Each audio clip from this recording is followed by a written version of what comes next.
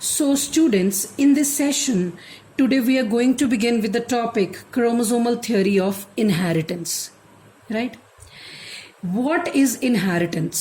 ਅਸੀਂ already discuss ਕਰ ਚੁੱਕੇ ਹਾਂ ਔਰ half of the ਅਸੀਂ chapter completion ਤੇ ਹਾਂ ਤਾਂ ਅਸੀਂ already ਦੇਖ ਚੁੱਕੇ ਹਾਂ ਕਿ inheritance ਕੀ ਹੈ?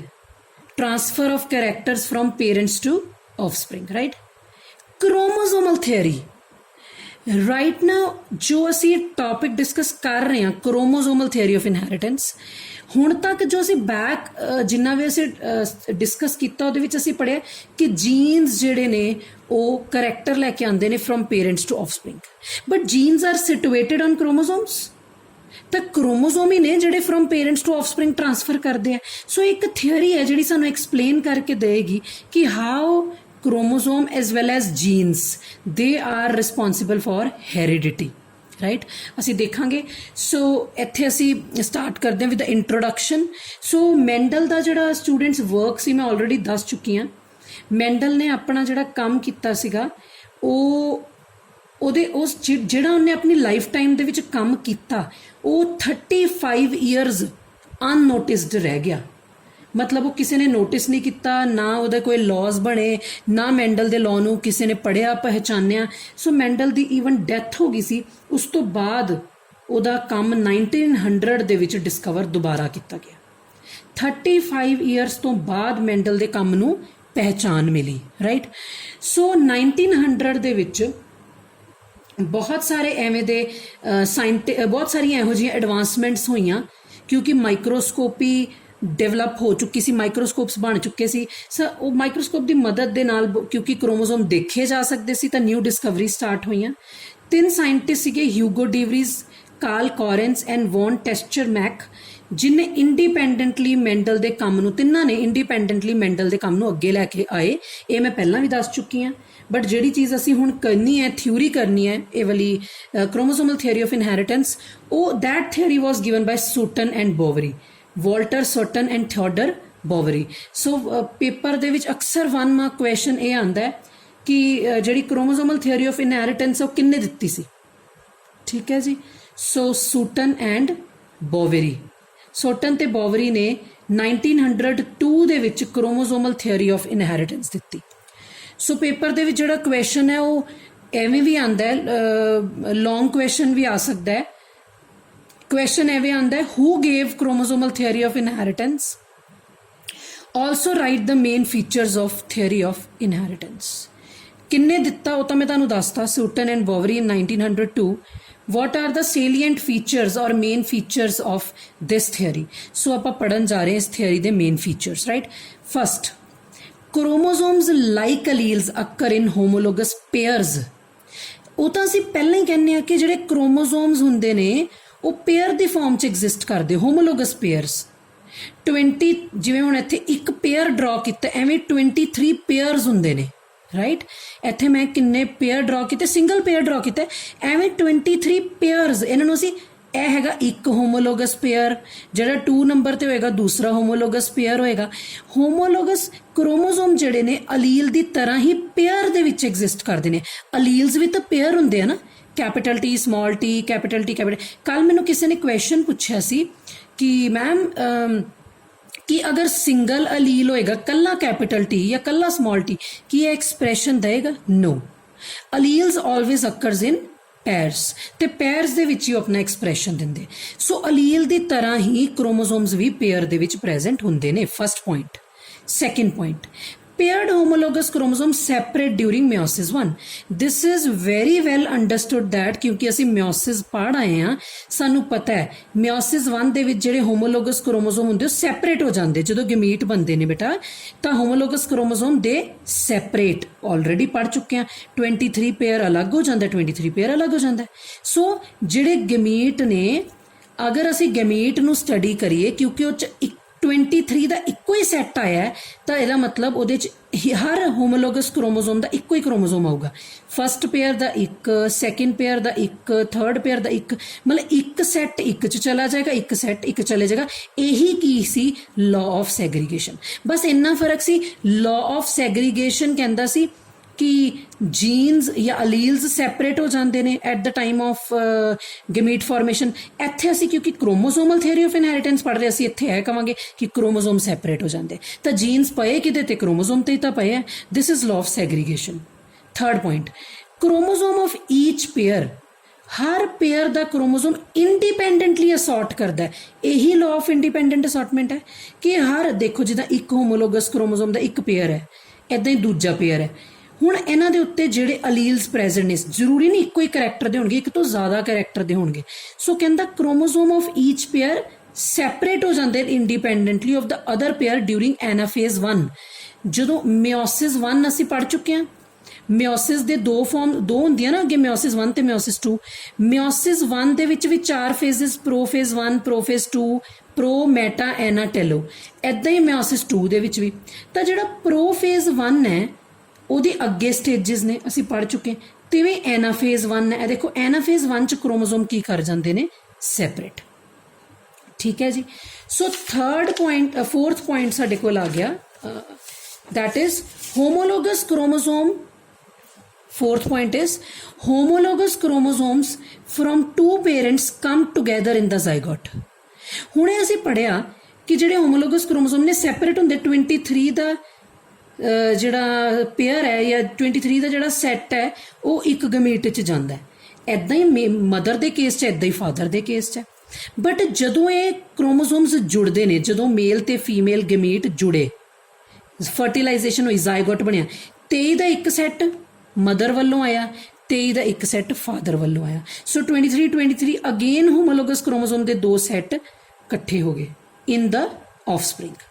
फोर्थ पॉइंट हो गया। Fifth point is the chromosome retain their structure and individuality throughout their life. जदों एक इंडिविजुअल पैदा होंदा है, जिहड़ी उहदी 23 पेयर मतलब 46 क्रोमोसोम प्रेजेंट ने स्टूडेंट्स, 46 क्रोमोसोम का जो स्ट्रक्चर है, तो जिहड़ी उहदी यूनीकनेस है, इंडिविजुअलिटी है, वो through out the life same रहिंदी है। थ्रू आउट द लाइफ वो अपना स्ट्रक्चर ते अपनी इंडिविजुअलिटी नूं मेनटेन करके रखते हैं। ये नहीं कि पहला क्रोमोसोम वड्डा सी बाद चों छोटा हो गया, no not at all. So they retain their structure and individuality throughout the life. Sixth, both gametes constitute bridge between one generation and the next generation। Male gamete female gamete ही एक bridge का काम करते, एक पुल का काम करते हैं एक जनरेशन तो दूसरी जनरेशन। पेरेंट्स ते ऑफस्प्रिंग दे विच एक जिहड़ा ब्रिज है, एक जिहड़ा मिलन वाली चीज़ है जिहड़ी दोनों जनरेशन नूं मिलांदी है, पुल है, वो की है गमीट्स। गमीट्स ही है जिहड़े एक जनरेशन तो नैक्सट जनरेशन च जाते हैं। Next point, both sperm and egg contribute equally to the heredity. एक बच्चे दी एक ऑफस्प्रिंग च जो करैक्टर आए है, जो उहदी हेरिडिटी आई है, या यू कैन से जो उहदे विच करैक्टरिस्टिक सारे फॉल किते है, वो फॉर दैट रिस्पॉन्सिबल कौन है? For that sperm and egg they equally contribute. क्योंकि 23 क्रोमोसोमी स्पर्म लैके आया, 23 क्रोमोसोमी जिहड़ा एग लैके आया, तो जिहड़े ऑफस्प्रिंग की हैरिडिटी है, ऑफस्प्रिंग के जिहड़े करैक्टर ने, वो दोनों इक्वली कॉन्ट्रीब्यूशन दिंदे, both the gametes. Right. Last point, every chromosome has a definite role in the development of an individual. हर क्रोमोसोम का अपना अलग एक फिक्स रोल है इन द डेवलपमेंट। किसी भी एक क्रोमोसोम तो बिना साडी ग्रोथ या डेवलपमेंट नहीं चल सकती। साडे अगर सैल दे विच टोटल 46 क्रोमोसोम ने, तो ऑल द 46 क्रोमोसोम दे विच हर each and every chromosome has a definite role. हर क्रोमोसोम का अपना अपना रोल है डेवलपमेंट दे विच। किसी दे उत्ते कोई जीन्स प्रेजेंट है, किसी दे उत्ते कोई जीन्स प्रेजेंट है, and all these genes contribute to the heredity और development of an individual. Right. So these were the 8 points of chromosomal theory of inheritance. So next is chromosomal explanation of law of segregation. So असी just हुणे chromosomal theory of inheritance जिहड़ी है वो discuss कीती, ते जदों असी chromosomal theory of inheritance discuss कीती, तां हुण उसी बेस ते ही असी लॉ ऑफ सैग्रीगेशन नूं एक्सप्लेन करांगे। ठीक है जी। सो यह जिहड़ा डायग्राम है, इहदे विच साडे कोल की है ਇਹਦੇ ਵਿੱਚ ਅਸੀਂ ਨਾ ਮਿਓਸਿਸ ਸ਼ੋ ਕੀਤੀ। ਪਹਿਲਾਂ ਤਾਂ ਇਹ ਅੰਡਰਸਟੈਂਡ ਕਰ ਲਓ, ਬਿਕੋਜ਼ ਤੁਸੀਂ ਮਿਓਸਿਸ ਪੜ੍ਹ ਚੁੱਕੇ ਆ। ਅਸੀਂ ਇਹਦੇ ਵਿੱਚ ਮਿਓਸਿਸ ਕਿਵੇਂ ਐਕਸਪਲੇਨ ਕੀਤੀ ਹੈ। ਤੁਸੀਂ ਸਾਰਿਆਂ ਨੇ +1 ਦੇ ਵਿੱਚ ਸੈੱਲ ਸਾਈਕਲ ਪੜ੍ਹਿਆ ਸੀ। G1 phase, G2 phase, then M phase ਸ਼ੁਰੂ ਹੋ ਜਾਂਦਾ ਮਿਓਸਿਸ ਵਾਲਾ ਫੇਜ਼, ਰਾਈਟ। ਦੇਖੋ ਇਹਦੇ ਵਿੱਚ ਹਰ ਕ੍ਰੋਮੋਜ਼ੋਮ ਦਾ, ਜਿਵੇਂ ਇੱਕ ਕ੍ਰੋਮੋਜ਼ੋਮ ਹੈ, ਇੱਕ ਕ੍ਰੋਮੋਜ਼ੋਮ ਹੈ, ਤਾਂ ਹਰ ਕ੍ਰੋਮੋਜ਼ੋਮ ਦਾ ਜਿਹੜਾ ਸਿੰਗਲ ਕ੍ਰੋਮੈਟਿਡ ਹੁੰਦਾ ਹੈ। ਬਟ G2 ਫੇਜ਼ ਦੇ ਵਿੱਚ ਆ ਕੇ ਤੁਸੀਂ ਦੇਖੋ ਇਹਨਾਂ ਨੇ ਆਪਣੇ ਆਪ ਇੱਕ ਰੈਪਲੀਕੇਸ਼ਨ ਕਰ ਲਈ, ਆਪਣੇ ਵਰਗੀ ਇੱਕ ਹੋਰ ਕ੍ਰੋਮੈਟਿਡ ਡਰਾ ਕਰ ਲਈ। So this is one chromosome, this is another chromosome, right. So these are called as bivalents. ਇਹ ਤਾਂ ਸਾਨੂੰ ਅੰਡਰਸਟੈਂਡ ਹੈ ਹੀ ਹੈ। ਫਿਰ ਨੈਕਸਟ ਫੇਜ਼ ਦੇ ਵਿੱਚ ਕਿ ਮਿਓਸਿਸ 1 ਦਾ ਐਨਾਫੇਜ਼, ਕਿਉਂਕਿ ਮਿਓਸਿਸ 2 ਸਟੇਜਸ ਵਿੱਚ ਚੱਲਦੀ, ਮਿਓਸਿਸ 1, ਮਿਓਸਿਸ 2। ਮਿਓਸਿਸ 1 ਦੇ ਆਪਣੇ 4 ਅੱਗੇ ਫੇਜ਼ਸ ਹੁੰਦੇ, ਪ੍ਰੋਫੇਜ਼, ਮੈਟਾਫੇਜ਼, ਐਨਾਫੇਜ਼, ਟੈਲੋਫੇਜ਼। ਸਿਮਿਲਰਲੀ ਮਿਓਸਿਸ 2 ਦੇ ਆਪਣੇ ਅੱਗੇ 4 ਫੇਜ਼ਸ ਨੇ, ਪ੍ਰੋਫੇਜ਼, ਮੈਟਾਫੇਜ਼, ਐਨਾਫੇਜ਼, ਟੈਲੋਫੇਜ਼। ਅਸੀਂ ਪਿੱਛੇ 2 ਪਾ ਦਿੰਦੇ ਸੋ ਦੈਟ ਸਾਨੂੰ ਕਨਫਿਊਜ਼ਨ ਨਾ ਹੋਵੇ। ਸੋ ਮਿਓਸਿਸ 1 ਦਾ ਐਨਾਫੇਜ਼ ਤੇ ਮਿਓਸਿਸ 2 ਦਾ ਐਨਾਫੇਜ਼ ਤੱਕ ਆਂਦੇ you can see the difference. Here homologous chromosome ਦੇ ਵਿੱਚ 2 ਕ੍ਰੋਮੈਟਿਡਸ ਨੇ, ਇੱਥੇ ਦੇ ਸੈਪਰੇਟ, ਠੀਕ ਹੈ। ਐਂਡ ਜਦੋਂ ਜਰਮ ਸੈੱਲ ਔਰ ਜਦੋਂ ਗੈਮੀਟਸ ਬਣੇ ਤਾਂ ਤੁਸੀਂ ਦੇਖਿਆ ਕਿ ਜਿਹੜੇ ਹੋਮੋਲੋਗਸ ਕ੍ਰੋਮੋਜ਼ੋਮ ਦੇ ਜਿਹੜੇ ਉਹ ਸੀਗੇ ਕ੍ਰੋਮੈਟਿਡ ਸੀਗੇ, ਦੇ ਸੈਪਰੇਟ। ਆ ਦੇਖੋ, ਤਾਂ ਇੱਕ ਪਾਰਟਿਕੂਲਰ ਕ੍ਰੋਮੋਜ਼ੋਮ ਦਾ ਇੱਕ ਹੀ ਕ੍ਰੋਮੈਟਿਡ ਜਿਹੜਾ ਹੈ ਉਹ ਕਿਹਦੇ ਵਿੱਚ ਗਿਆ, ਸਾਡੇ ਕੋਲ ਗੈਮੀਟ ਦੇ ਵਿੱਚ, ਰਾਈਟ।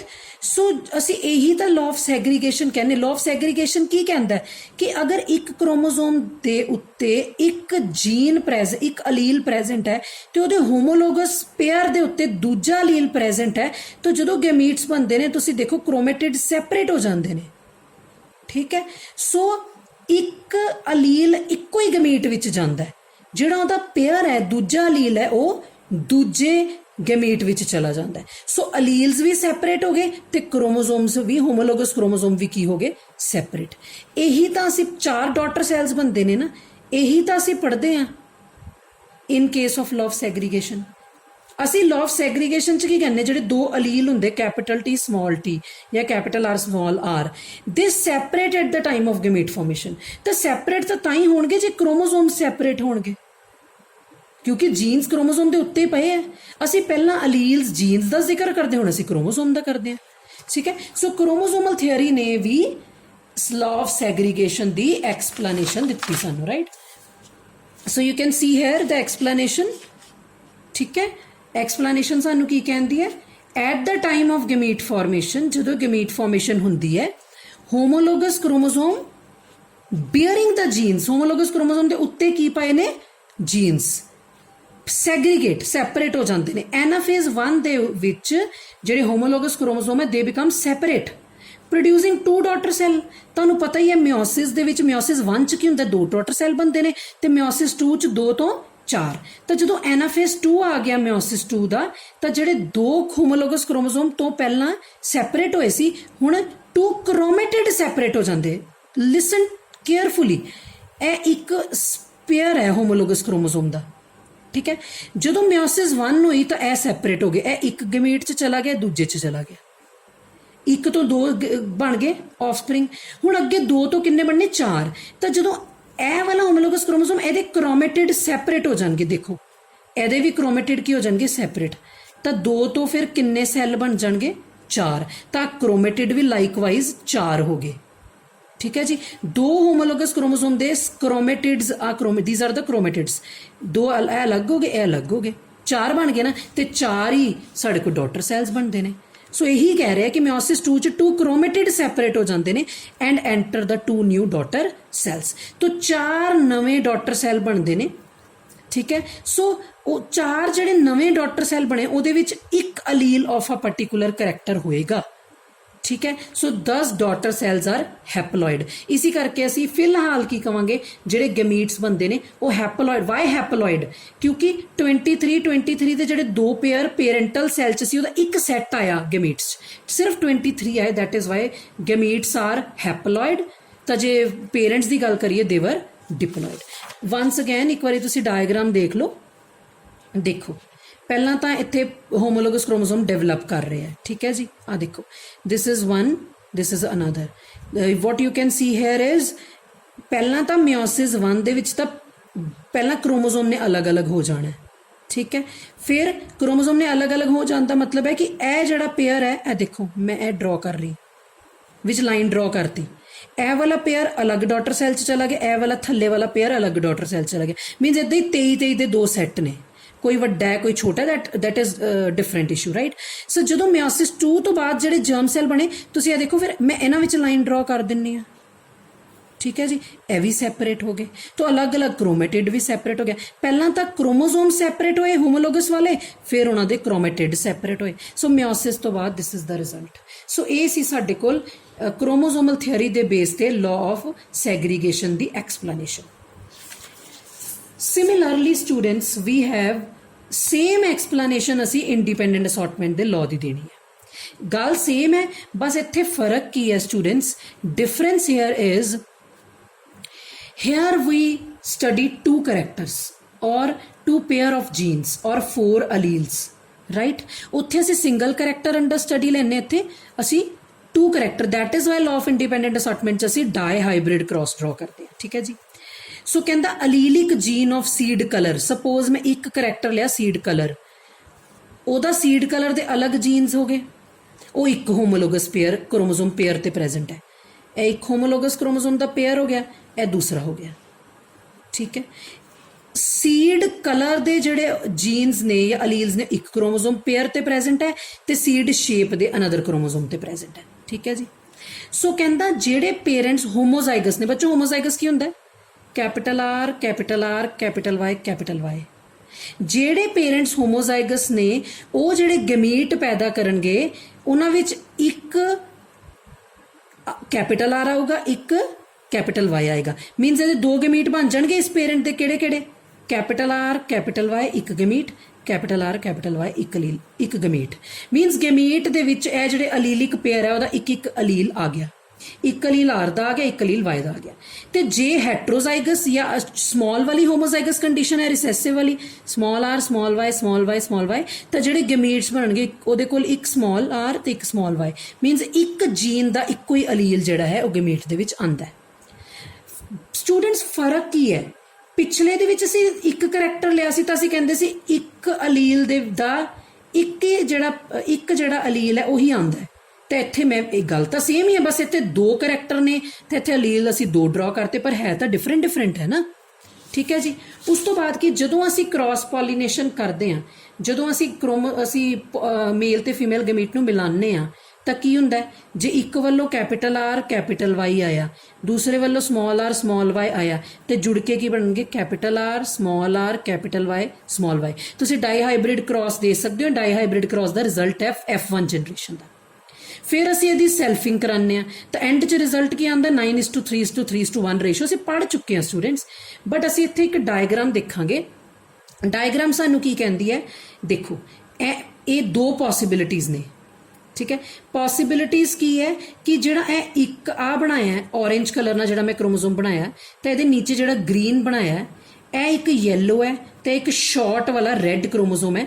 ਇਹ ਸੇਮ ਪੋਲ ਤੇ ਪ੍ਰੈਜ਼ੈਂਟ ਹੈ। ਪੋਲ ਕੀ ਹੁੰਦਾ ਬੱਚੋ? ਮਿਓਸਿਸ 'ਚ ਪੜ੍ਹਿਆ ਨਾ ਅਸੀਂ, 2 ਪੋਲਸ ਹੁੰਦੇ ਨੇ, ਐਨੀਮਲ ਪੋਲ ਤੇ ਵੈਜੀਟਲ ਪੋਲ, 2 ਪੋਲਸ ਹੁੰਦੇ ਨੇ, ਠੀਕ ਹੈ।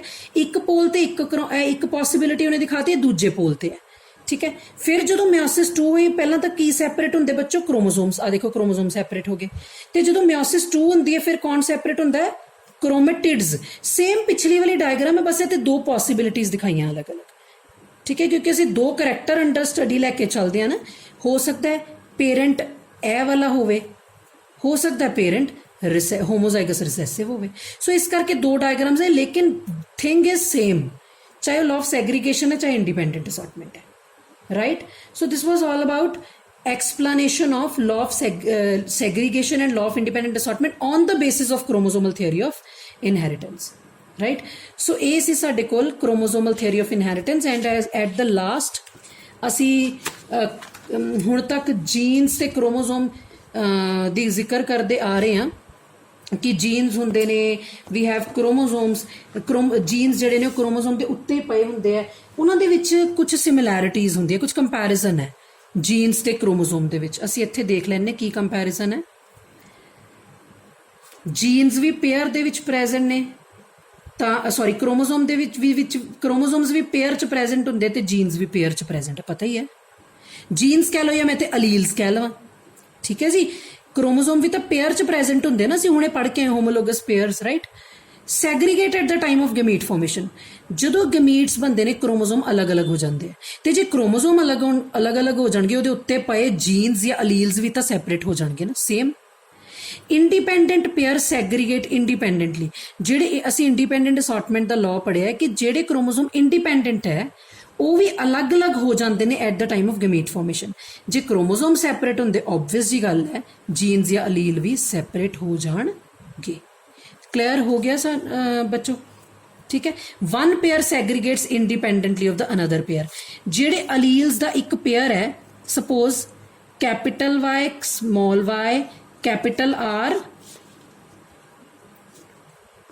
ਸਮਾਲ r, ਮੇਰੇ ਕਹਿਣ ਦਾ ਮਤਲਬ ਇਹ ਹੈ ਕਿ ਇੱਕ ਜੀਨ ਦੇ ਅਲੀਲ ਦੂਸਰੇ ਜੀਨਸ ਦੇ ਅਲੀਲ ਤੋਂ ਇੰਡੀਪੈਂਡੈਂਟਲੀ ਅਸੌਰਟ ਕਰਦੇ ਨੇ, ਉਹ ਇੱਕ ਦੂਜੇ ਨੂੰ ਅਫੈਕਟ ਨਹੀਂ ਪਾਉਂਦੇ, ਠੀਕ ਹੈ ਜੀ। ਕ੍ਰੋਮੋਸੋਮਸ ਤੇ genes, right. So this was all about chromosomal theory of inheritance. Okay, at last once again ਇੱਕ ਵਾਰੀ ਜੀਨਸ ਤੇ ਕ੍ਰੋਮੋਸੋਮ ਦੇ ਵਿੱਚ ਅਸੀਂ ਕੰਪੈਰੀਜ਼ਨ ਦੇਖ ਲੈਂਦੇ ਹਾਂ। ਮੈਂ ਉੱਪਰ ਲਿਖ ਦਿੱਤਾ genes and chromosomes. Genes occurs in pair, ਸਾਨੂੰ ਪਤਾ ਹੀ ਹੈ ਇਹਦੇ ਜਿਹੜੇ ਅਲੀਲਸ ਹੁੰਦੇ ਨੇ ਦੇ ਅਕਰਸ ਇਨ ਪੇਅਰ, ਠੀਕ ਹੈ। ਕ੍ਰੋਮੋਸੋਮ ਉਹ ਵੀ ਪੇਅਰ ਦੇ ਵਿੱਚ ਨੇ, 23 ਦੇ ਦੋ ਸੈੱਟ ਹੁੰਦੇ ਨੇ। ਹਰ ਜਿਹੜਾ ਸੈੱਟ ਹੁੰਦਾ ਹੈ ਉਹਦੇ ਵਿੱਚ ਜਿੱਦਾਂ ਪਹਿਲਾ ਹੋਮੋਲੋਗਸ ਕ੍ਰੋਮੋਸੋਮ ਉਹਦੇ ਆਪੋਜ਼ਿਟ ਇੱਕ ਹੁੰਦਾ ਹੈ, ਫਿਰ ਸੈਕਿੰਡ ਪੇਅਰ, ਫਿਰ ਥਰਡ ਪੇਅਰ, ਫਿਰ fourth pair. So both genes and chromosomes occurs in pair, right. Second, genes ਜਿਹੜੇ ਹੁੰਦੇ ਨੇ ਜਦੋਂ ਗਮੀਟ ਬਣਦੇ ਨੇ ਜੀਨਸ ਸੈਗਰੀਗੇਟ ਸੈਪਰੇਟ ਕਰ ਜਾਂਦੇ ਨੇ।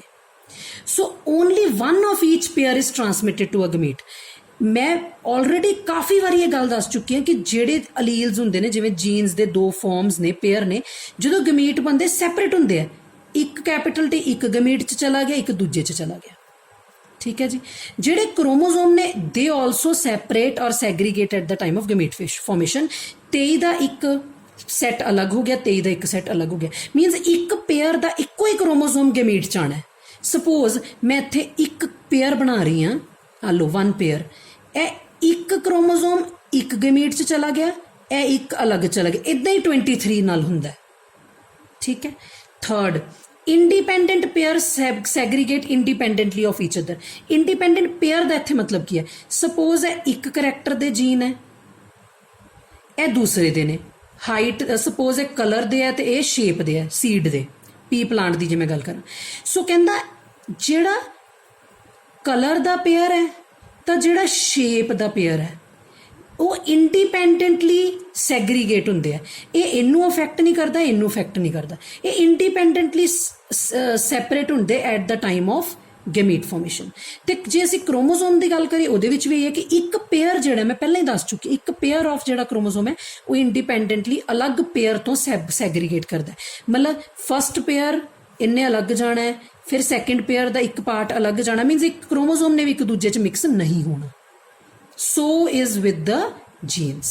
So this was the difference between your comparison between the behavior of chromosome and